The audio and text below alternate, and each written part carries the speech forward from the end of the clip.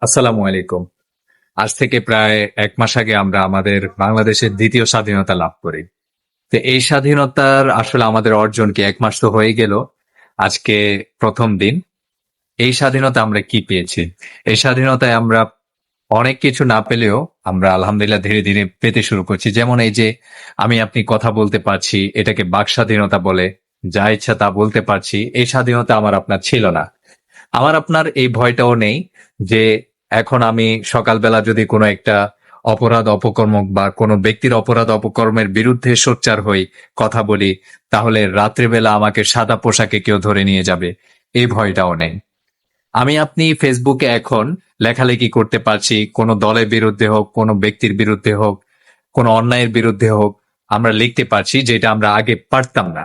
কিন্তু এখন পারছি, এই স্বাধীনতা আমরা পেয়েছি।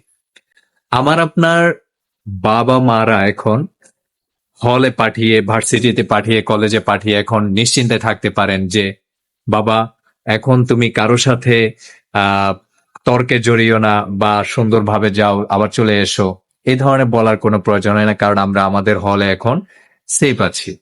একইভাবে আমরা আমাদের বাজারে, মসজিদে, কোনো উপাসনালয়ে বা যেকোনো স্থানে যেকোনো জায়গায় কোনো অন্যায়ের বিরুদ্ধে কথা বলতে, রাজনীতি নিয়ে কথা বলতে আমরা ভয় পাচ্ছি না, ভয় পাই না।